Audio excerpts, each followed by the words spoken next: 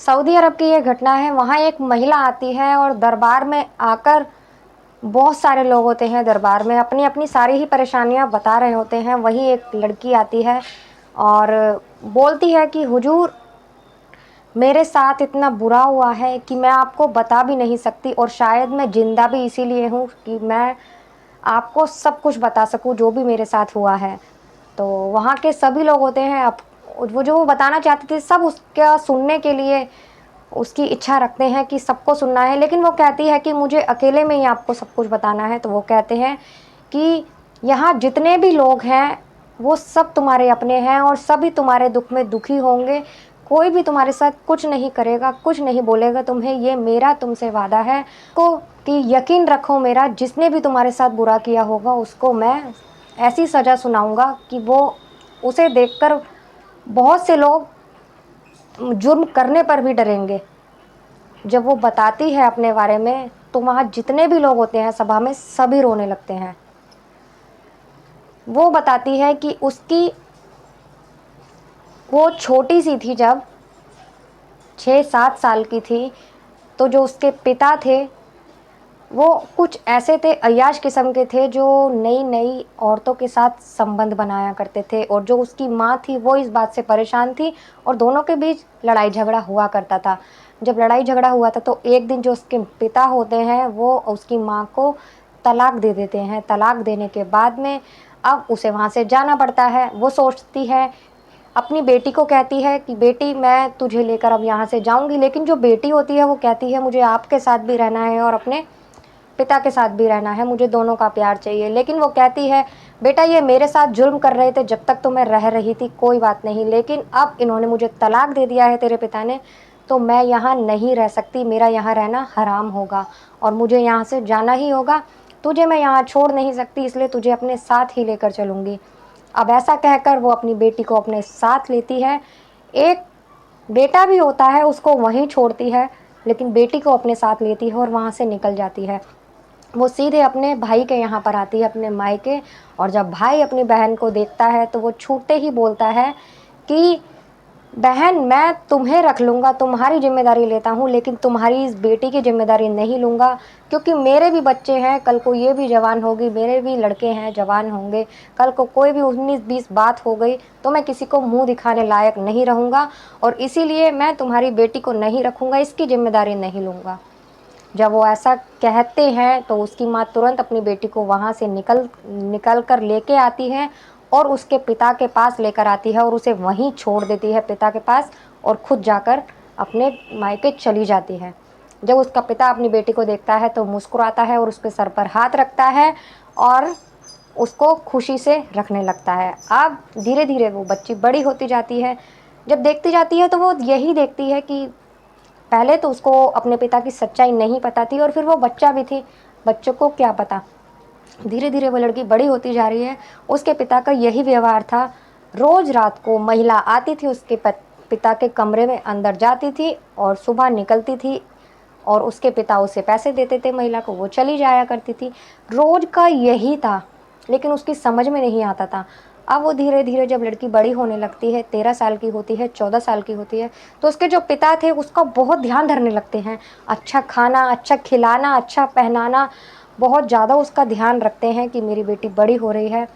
तो उसको भी अजीब लगता है कि मेरे पिता अब तक मेरा ध्यान नहीं रख रहे थे और अब अचानक ही मेरे इतना ध्यान रख रहे हैं। दोस्तों वीडियो बहुत सारी निकल चुकी है और आपसे एक ही रिक्वेस्ट है, वीडियो पूरी देखने के बाद अगर आपको वीडियो अच्छी लगे तो प्लीज़ वीडियो को लाइक कर दीजिएगा, और अगर चैनल पर नए हैं तो चैनल को भी सब्सक्राइब कर दीजिएगा। मैं गीता गुप्ता, स्वागत है आप लोगों का मेरी आज की एक नई कहानी में। जय माता दी। तो जब वो उसे लगता है कि मेरे पिता मेरा इतना ख्याल क्यों रख रहे हैं, लेकिन उसकी कुछ समझ में नहीं आता, क्योंकि अपने पिता पर कौन विश्वास नहीं करेगा। तो वो अब धीरे धीरे कर कर जैसे ही वो 16 साल की होती है तो उसके पिता उसके लिए लड़का देखना शुरू कर देते हैं। अब उसके लिए वो अपना ही एक दोस्त होता है, उससे उसकी शादी करवा देते हैं।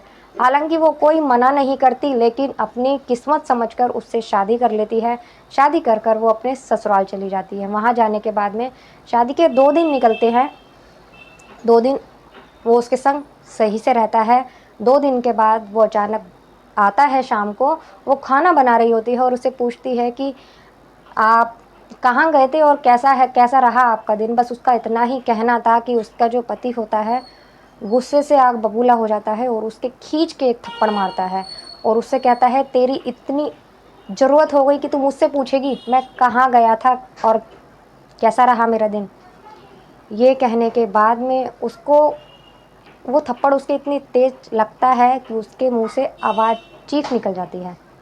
जब ऐसा होता है तो वो उसी टाइम ही उसे तलाक तलाक 3 बार बोलकर तलाक दे देता है। अब तलाक दे देता है तो उसे यही लगता है कि अब मेरे पति ने मुझे तलाक दे दिया, मेरा यहाँ रहना तो हराम है, मैं यहाँ नहीं रह सकती, क्योंकि उसने माँ से भी यही सीखा था अपनी। अब वो वहाँ से निकलकर सीधा अपने पिता के पास आ जाती है। उसके पिता जब अपनी बेटी को देखते हैं तो अपनी बेटी के सर पर हाथ रखते हैं। उसके पिता, वो ये मन में सोचती है कि मेरे पिता ने जिससे मेरी शादी करवाई थी, मेरे पिता का ये फ़र्ज़ बनता है कि उसको कुछ बोलें, लेकिन मेरे पिता ने उससे कुछ नहीं बोला और वो उसको आराम से रख लेते हैं। मुसलमानों में ये होता है कि किसी के पति की मौत हो जाती है या कोई तलाक दे देता है तो उन्हें 40 दिन 40 मतलब 40 दिन या कुछ उसके बाद अंदर रहना पड़ता है एक कमरे में। तो ऐसे ही वो भी अपने इतने दिन निकालती है अंदर और बाकी उसके बाद उसके पिता उसके लिए दूसरा शादी की तैयारी करते हैं और उससे कहते हैं कि बेटा तुझे दोबारा निकाह करना पड़ेगा। वो मना करती है लेकिन उसके पिता नहीं मानते, ऐसे ही उसकी दूसरी शादी करवा देते हैं। वो वहाँ भी जाती है, वो उससे 2 कदम आगे निकलता है, वो भी उसके संग ऐसे ही करता है, उसके संग 2-3 दिन रहता है, वो भी उसके संग मार पिटाई करता है और उसको उसके पिता के यहीं छोड़ जाता है। उसके पिता फिर से यही करते हैं, उसको रखते हैं लेकिन उससे कुछ नहीं कहते, जिससे वो शादी करवाते थे उससे कुछ नहीं कहते थे कि तूने मेरी बेटी के साथ ऐसा क्यों किया या इतनी जल्दी तलाक क्यों दे दिया। अपनी बेटी को रख लेते हैं। वो 40 दिन वैसे ही गुजारती है कमरे में। 40 दिन बाद कुछ ठीक होती है, फिर तीसरे शौहर का उसके लिए तलाश करने लगते हैं और तीसरा शौहर ढूंढ लेते हैं। वो यही कहती है कि पिता मतलब पापा, मैं अभी तो अपने पुरानी ज़िंदगी से ही 2 शादियाँ, 2 तलाक के धब्बे मेरे माथे पर लग चुके हैं, उनसे ही निकल नहीं पाई हूँ। आप तीसरी शादी मेरी करवाने की कह रहे हैं। लेकिन वो अपनी बेटी की एक नहीं सुनता और तीसरी शादी करवा देता है। तीसरी शादी में जब वो जाती है अपने पति के यहाँ तो वो और भी ज़्यादा उससे एक से बढ़कर एक निकलता है, वो और ज़्यादा जुल्म करता है। वो उसको अपनी हवस बुझाता था उससे और वो उससे यही पूछता था कि तेरे जो 2 पति जिसने तलाक दे दिया है तुझे कहाँ छुआ है बता। और उसके संग वो मारता पीटता था और उसे पूछता था कहाँ छुआ है, वो बताती थी तो जलता हुआ कोयला उसके उस हिस्से पर रखकर उसे जलाया करता था। वो उसे इतना परेशान किया करता था। अब उसने कैसे वो टाइम निकाला होगा ये तो उस लड़की को ही पता होगा। अब जैसे तैसे कर कर वो शौहर भी उसके संग ऐसे ही करता है। वो फिर से अपने घर आ जाती है। घर आने के बाद में फिर कुछ दिन निकलते हैं। कुछ दिन के बाद उसका जो पिता होता है अब उसके लिए एक बूढ़े आदमी को ढूंढता है। अब एक बूढ़ा आदमी जब ढूंढता है तो उससे उसका निकाह करवा देता है। वो करना नहीं चाहती थी लेकिन उसका पिता उसके संग ज़बरदस्ती ऐसे करता है। अब उसके संग जब करवा देता है निकाह, वो वहाँ जाती है तो वो उससे भी बढ़कर निकलता है। वो उसको बहुत ज़्यादा परेशान किया करता था, बहुत ज़्यादा मारा पीटा करता था और उसने भी उसे तलाक दे दिया। लेकिन उसने तलाक तो उसे दिया लेकिन वो उसे अपने घर से जाने नहीं देता था। वो कहता था अब मैंने तुझे तलाक दे दिया है, अब मैं तेरा हलाला करवाऊंगा।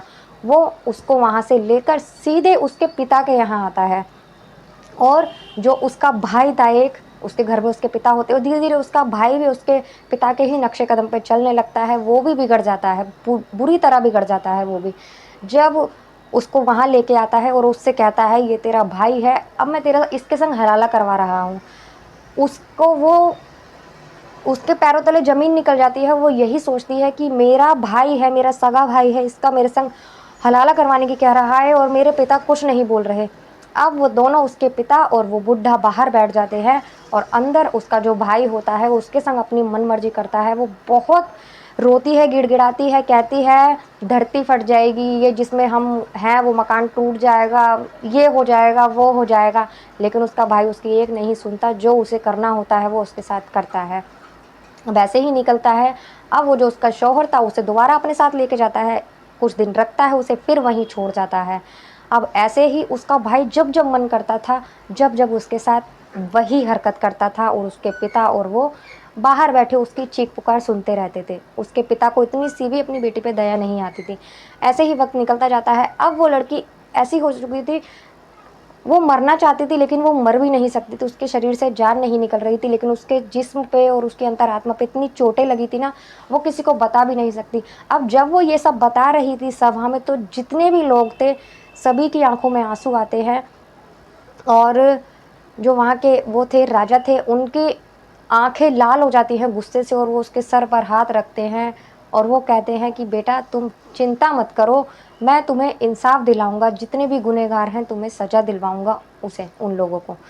तो वो उसे दोबारा से उसके घर भेजते हैं और छुपके से अपने एक सैनिक को उसके साथ भेजते हैं। अब जब वो घर आ जाती है अपने, किसी को नहीं पता होता कि उसके यहाँ उसके साथ एक आदमी भी आया है। अब जब वो उसका भाई आता है, वो कहता है कि यार दुल्हन की तरह सजो और मैं बाहर से आता हूँ मूड बना के। तो वो अंधेरा कमरा कर लेती है और बैठी होती है, कोई तैयार नहीं होती, कुछ नहीं होती। वो जो उसके संग सिपाही जो आता है वो उसकी पलंग के नीचे दुबक जाता है।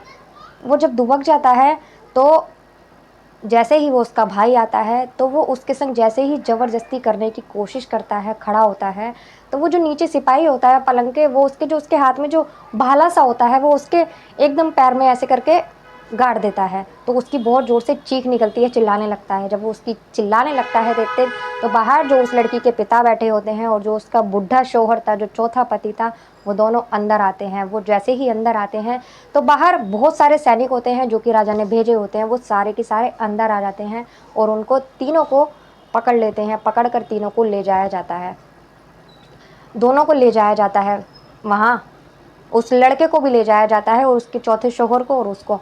जब वहाँ ले जाया जाता है तो तीनों को सज़ा सुनाते हैं। वो कहते हैं इनको चौराहे पर लटकाया जाए और इन्हें गाँव की जितनी भी महिलाएं हैं, जितनी भी औरतें हैं, सभी पत्थर मारेगी जब तक कि इनकी मौत ना हो जाए। उन्हें ऐसी सज़ा दी जाती है। साथ ही उसके जो शौहर होते हैं तीन पहले, उनको भी सज़ा मिलती है। सज़ा मिलने के बाद में फिर जो लड़की होती है वो, ये सऊदी अरब की कम से कम 200 साल पहले ऐसा हुआ करता था कि औरतों को कुछ नहीं समझा जाता था, औरतों को पैर की जूती समझा जाता था, उन्हें सिर्फ अपने मनोरंजन का सामान समझा जाता था, उनके पति उन्हें कुछ नहीं समझते थे। उन्हीं में से ये कहानी है।